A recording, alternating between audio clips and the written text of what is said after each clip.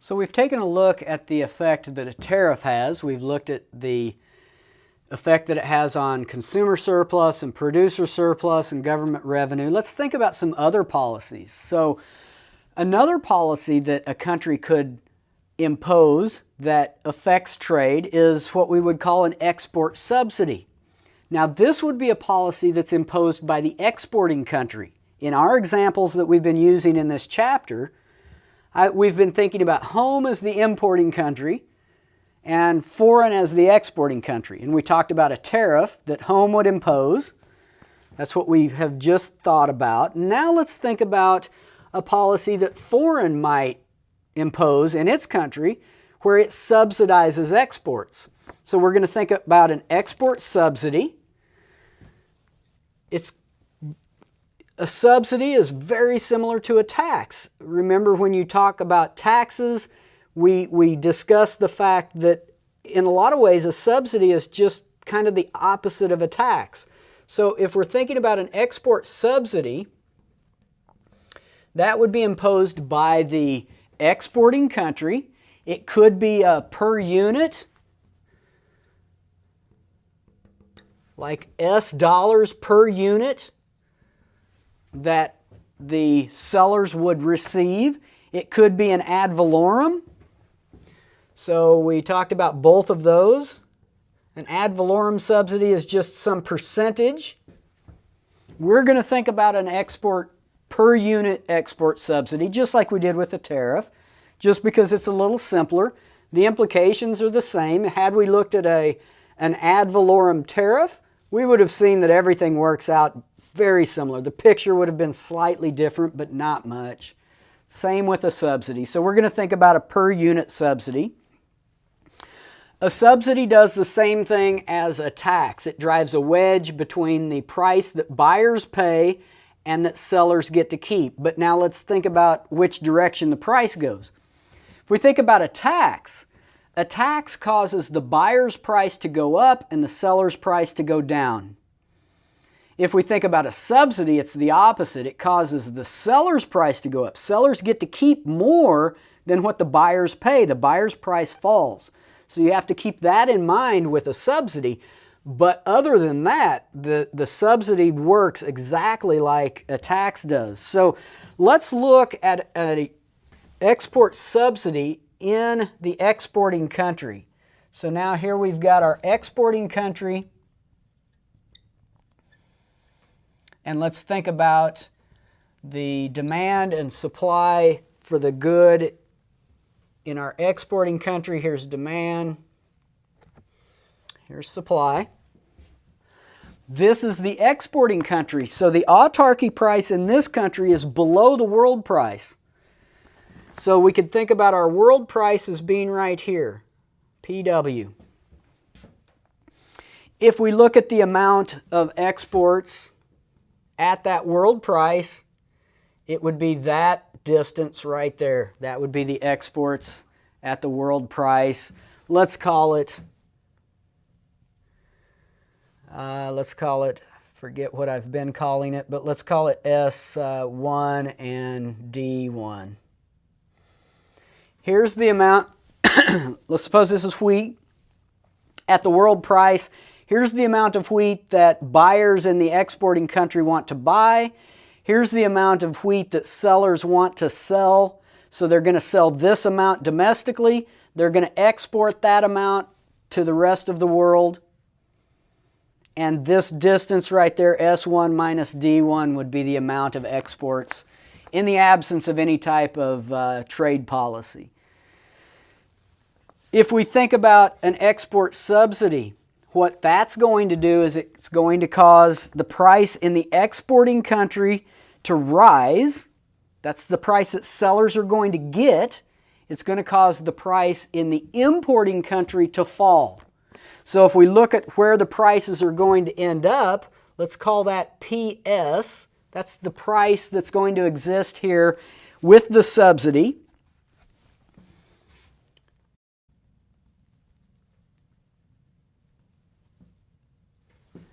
Of course, with the subsidy, if we're subsidizing exports, a subsidy causes more of the good to be bought and sold.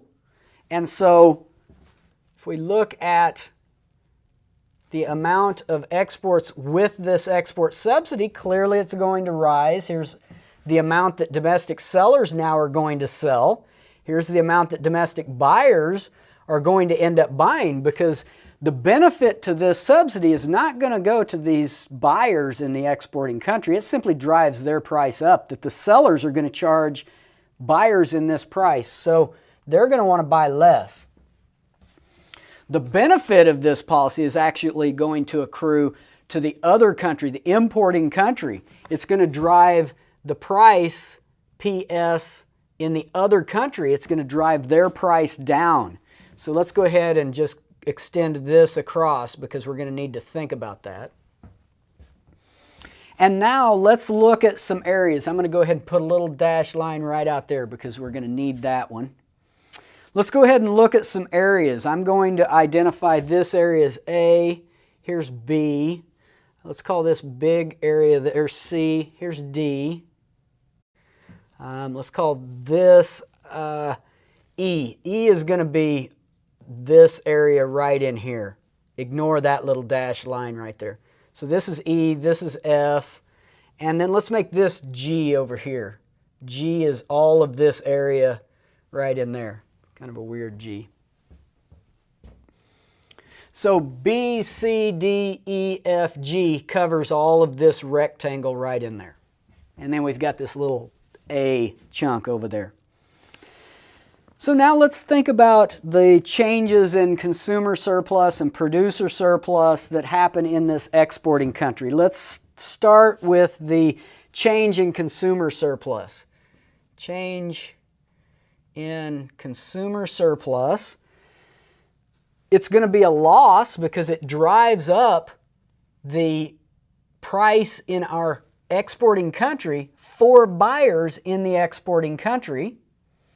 And the loss of consumer surplus, remember, consumer surplus with no export subsidy would be the area under the demand curve and above the price. But when price gets driven up, consumers lose A and B. So the change in consumer surplus is negative A plus B. They lose. If we think about producer surplus, so the change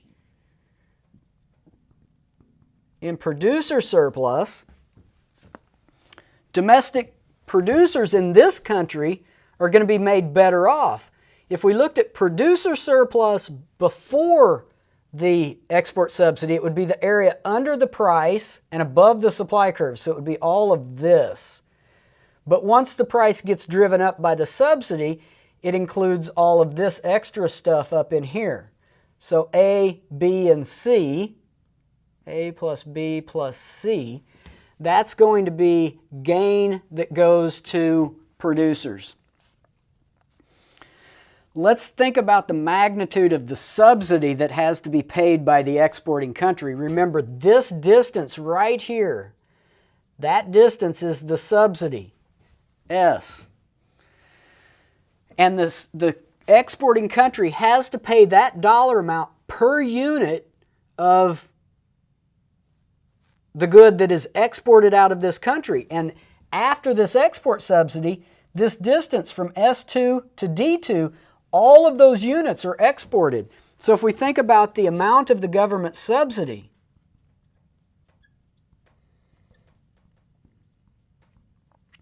the amount of the government subsidy is going to be S times S2 minus D2, but that shows up as areas B plus C plus D plus E plus F plus G. It's B plus C plus D plus E plus F plus G. So all of this starting right here, all of that rectangle over there is representing the subsidy that the exporting country is going to be having to pay. Let's think about the net loss.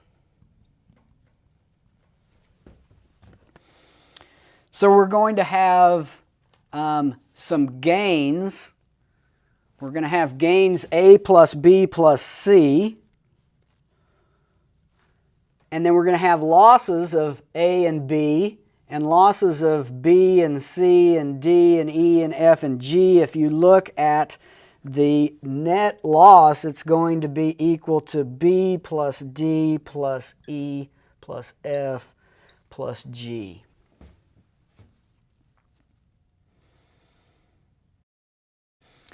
Let's think about some of those individual areas. We're going to see something that looks very much like what we saw earlier, and that is there's going to be a consumption distortion and a production distortion. This exporting country, the export subsidy drives the price up. When that price goes up, that induces domestic consumers to consume an inefficiently low amount of the good. And this area right here, B, would be part of the loss that is associated with the consumption distortion. This policy also induces domestic sellers to sell an inefficiently high amount of the good. There's a distortion associated with that, and it shows up as areas or as area D. And then there's going to be E, F, and G. This area, this rectangle down here, ends up being loss because what ends up happening is that this policy changes the terms of trade for this country. It worsens this country's terms of trade. So this shows up as a loss. When we saw a tariff, we saw that the tariff improves a country's terms of trade, not an export subsidy. It worsens the country's terms of trade. And so everything identified up here is a loss. We can see that this export subsidy is unambiguously bad for the exporting country. Okay? What we need to do is clear this off, and then we'll talk about a couple of other policies. Another policy that a country could impose that affects trade is an import quota. So rather than imposing a tariff, we could simply place a limit on the number of units that can be imported into a country. So a quota is simply a restriction on the number of imports. It's typically enforced by issuing a license to different importers. So if you wanted to import the good, you would have to have a license from the government, and that license would specify the number of units that you could import. So for example, historically there have been different quotas in the U.S. For example, there's a quota on cheese. There's a limit on the amount of cheese that can be imported into the U.S. It's sometimes easy to make the mistake of thinking that an import quota won't raise the price. But once you think about it a little bit, you start to realize that if we're going to limit the quantity of something that can be transacted, then it will if quantity demanded is greater than the total amount that's produced at home plus the amount that's imported, if quantity demanded is still higher than that, its price will be bid up. There will be a shortage, and we know that anytime there's a shortage of the good, it's going to bid its price up. So an import quota actually works very similar to a tariff. In fact, we'll see that in a lot of ways, pretty much in every way, it can be identical to a tariff. So what's going to happen is, if we had an import quota that resulted in, say, 100 units of imports into this country, let's say the import quota said 100 units could be imported, and then over here we had a tariff that resulted in 100 units of the good being imported, then the price will be bid up over here to the exact same level as what it would end up over here. They are completely equivalent to each other. So let me write out here a sentence that kind of summarizes that, because that can be hard to wrap your head around. An import quota will raise the price by the same amount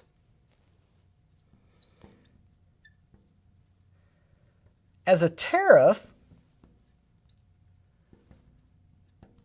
that results in the same number of imports or the same magnitude of imports.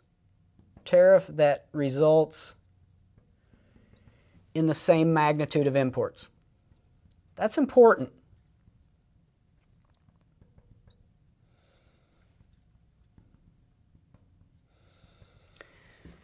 So for every tariff, there is an import quota that is exactly equivalent, and vice versa. For every import quota, there is a tariff that is exactly equivalent to it. The problem, or the main difference, of course, with an import quota is that there's no revenue that goes to the government with that. We'll see that the benefit accrues to the people who have the licenses to import. And we call those quota rents. Anytime they're in economics, there's some benefit that goes to somebody, we typically call it a rent. So if you're one of the people who gets to import, if you get the license, and it doesn't matter how you get that license, you may have to pay a bribe, or you may have to make a donation to somebody's campaign, or you may just happen to have a friend that is in authority that gets to choose who gets the licenses. If you're one of the people, one of the producers, one of the importers that gets to import the good, not a producer, one of the importers, then you're going to get what we call quota rents. Let's draw a picture of what a import quota looks like, and let's think about the simplest possible example. Let's talk about a small country. So if we were to draw a picture, let's label this small country. So remember, this would be the situation where if this country was imposing a tariff, because it's small, its price would rise by the full amount of the tariff.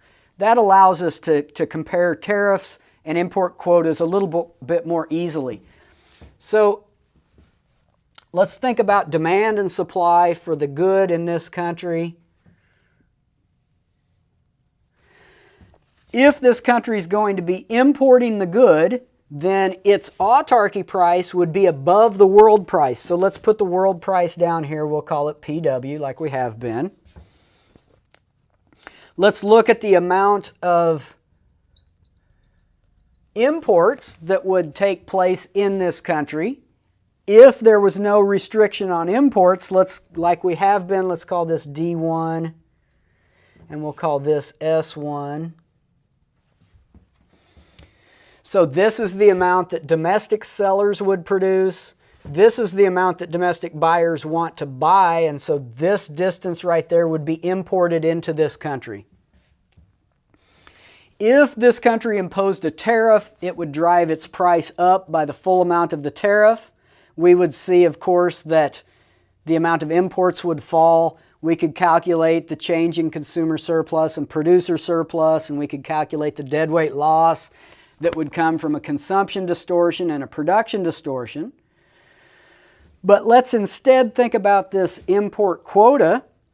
If we have an import quota that, let's suppose it limits the amount of imports to obviously something smaller than this amount. We could have an import quota that limited imports to something bigger than this amount. In that case, it would be a non-binding restriction. So the import quota would have to be set at something smaller than this distance. If it was, then we know that at that price of PW, here's the amount that domestic sellers are going to produce. Here's the amount that buyers want to buy, but if there's only this amount available to be imported, then the price of this is going to get bid up. And it will get bid up until the amount of imports is equal to the import quota. So let's suppose that that distance right there, that horizontal distance would represent some quantity. Let's call it D2 and S2. That distance represents the quota that the government allows.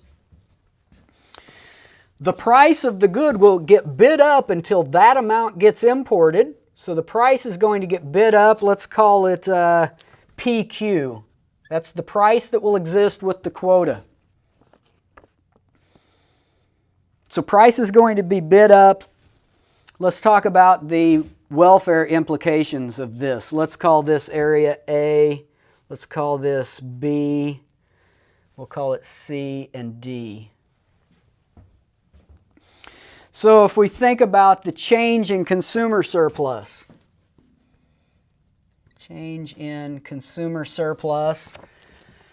this area, all of the area under the demand curve and above the price is consumer surplus. At the world price, consumer surplus would be this big triangle. Once the import quota is imposed, it drives price up to here. So consumer surplus would be this smaller triangle, and the change in consumer surplus is going to be A, B, C, and D, and it's negative. So they lose A plus B plus C plus D. Import quota, not surprisingly, hurts consumers in our importing country. If we think about how much it changes producer surplus, the change in producer surplus is the area under the price and above the supply curve. With no import quota, producer surplus is this. With the import quota, price gets driven up to here, so the change in producer surplus is A. If we think about, of course, we don't need to think about any government revenue. I almost said let's talk about how much revenue the government earns, but since this is an import quota, they earn nothing. So if we think about, let's talk about the distortions. We're going to see some distortions here that are, let's look at our net loss first. So A is going to cancel out there. We get negative B minus C minus D. That's the net loss to this country of imposing this. B and D, of course, we've seen these a couple times before. B is a production distortion. This area right in here represents deadweight loss that is going to happen as a result of the fact that this import quota induces sellers to produce and sell an inefficiently high amount.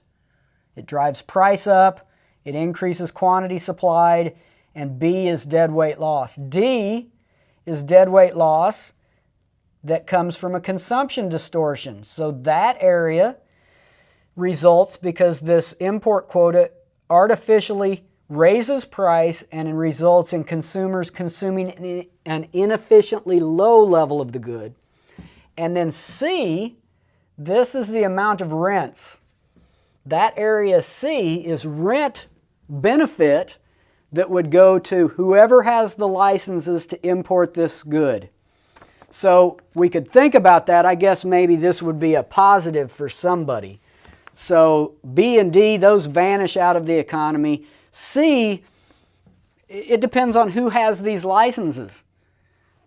And that's a problem. Somebody's going to benefit by the magnitude of C, but it's certainly not going to be the government. It just depends on who is lucky enough to have gotten one of those licenses. A couple more trade restrictions that we can think about. We can talk about a voluntary export restraint, and then we can talk about a local content requirement. Let's clear the board, and then we'll finish up by talking about those two. Another trade restriction that can be imposed by a government is what we call a voluntary export restraint. We typically hear them called VERs, voluntary export restraint. What that is essentially a quota established from the exporter's side. So we've talked about a quota, but we talked about the quota in terms of the importing country, saying you cannot import more than this number of units into this country.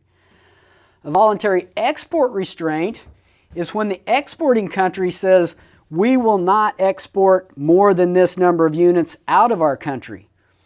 And there are examples. There was a voluntary export restraint that Japan imposed on itself at the request of importing countries. the reason that it's often done is that you might, I mean, clearly a voluntary export restraint is bad for you. If you're the seller, if you're the exporting country, you might ask, why would I ever say that I'm not going to sell any more of this than this number of units of the good? Typically, you would impose that on yourself to try to avoid some other trade restriction that a country would impose on you. So it's not something that you would just do out of the blue. It's something that you do to try to avoid a worse outcome. If you analyze a voluntary export restraint, it is exactly like an import quota, except the licenses are assigned to the foreign government. So that benefit that we saw in the quota, that I believe we called it Area C, that benefit goes to the other country. So a voluntary export restraint is always more costly to the importing country than a tariff that limits exports to the same quantity, because that license, the rents, the quota rents don't go to anybody in your own country. They go to the other country. So a voluntary export restraint graphically would look like the import quota that we've already done. So we don't need to go through that. The last one that we're going to talk about is what we call a local content requirement. And essentially what that is a policy that requires that some fraction of the final good has to be produced domestically. So you can't import the finished good into our country. You have to bring it in as a set of intermediate goods and then assemble it or do the final production inside the country. And so, oftentimes it's stated as a fraction. The policy might be stated as you have to assemble, or you have to have 20% local content in this good. In other words, you can't import 100% of the inputs. Some of the inputs that you need have to be purchased in this country where you're going to sell the final product. So it doesn't put a strict limit on imports, but it does protect domestic sellers of the inputs. So it helps domestic labor. It might help domestic sellers of any of the goods or inputs that are needed to produce the final good. So that's another one. We don't need to go into any type of graphical analysis with that because it's not very easy to do that. Let's just spend the last few minutes here kind of summarizing the impacts of these different policies that we've talked about. So let's think about, we've talked about a tariff. We've talked about an export subsidy. We thought about an import quota.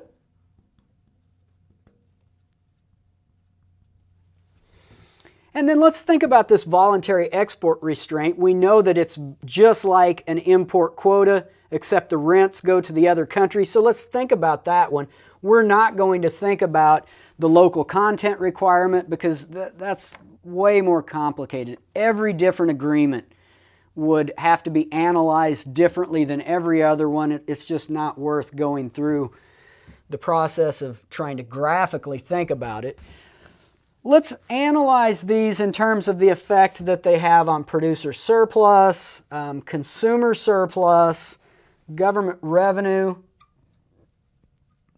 and then finally overall national welfare. So let's think about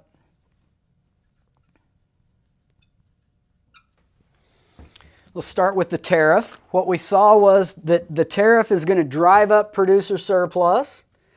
Producers are going to enjoy more producer surplus if they're producing and selling a good for which a tariff has been imposed in their country. Consumer surplus goes down. We saw that the tariff is going to create some government revenue. And if we think about the overall impact on national welfare, it's ambiguous. It depends on the relative magnitudes of these things. So let's just say that it's ambiguous. There is one Exception to that, it is definitely bad for a small country. So it's not ambiguous if you're a small country because there's no gain to you. So bad for a small country. Bad for small country. We talked about an export subsidy. Export subsidy drives up producer surplus. We saw that an export subsidy drives down consumer surplus. An export subsidy drives down government revenue because the subsidy has to be paid for. And we saw that the overall effect on national welfare is negative. The gains do not outweigh the losses. An export subsidy is not a good policy if you're looking to increase national welfare. We talked about an import quota. That has a positive impact on producer surplus, a negative impact on consumer surplus. An import quota doesn't have any effect on government revenue, so I'm just going to say there's no change. And it's ambiguous. It depends, in terms of overall national welfare, it depends on the relative magnitude here. Let's just say ambiguous. What we saw was that it's ambiguous unless you're a small country, and then it's bad. Bad for small country.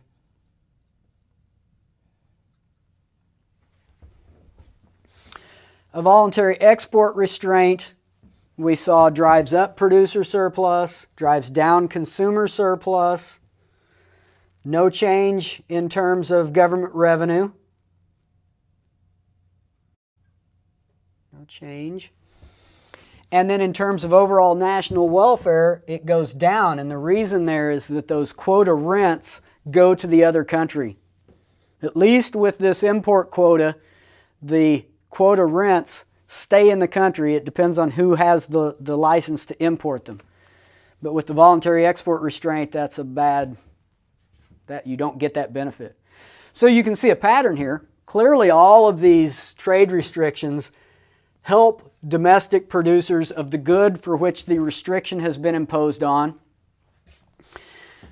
Consumers don't like it. It hurts consumers in every particular case. So it's easy to understand why consumers would not like tariffs because it's going to be driving our price up. Government revenue kind of depends on the type of policy that we're thinking about, and in terms of overall national welfare, again, it depends on how these things compare to each other. But this helps us to understand why producers would support tariffs, why consumers would oppose them. One of the problems that we'll talk about later on in the class is that the producers that are enjoying these benefits, typically there's a small number of them, and they typically tend to be well organized. And what we'll see is that once one of these trade restrictions has been imposed, it can be very, very difficult to remove those later on. And the reason is the gains are going to accrue to a small number of well-organized people or organizations, small, well-organized firms. And they will be very vigilant in trying to protect the protections that they have.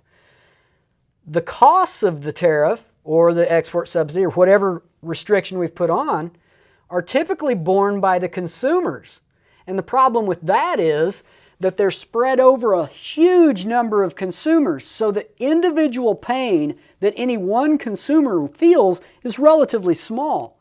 And so because there's a small pain borne by a large number of consumers, there's really very little incentive for consumers to organize to oppose these. So what we tend to see is that once a trade restriction has been imposed, they're hard to remove. The organized people that benefit typically can exert more political pressure than the disorganized people that are hurt, and so they protect those things. We'll talk more about that when we think about some other things in the class, but for now that's kind of a description of the impacts that trade restrictions have.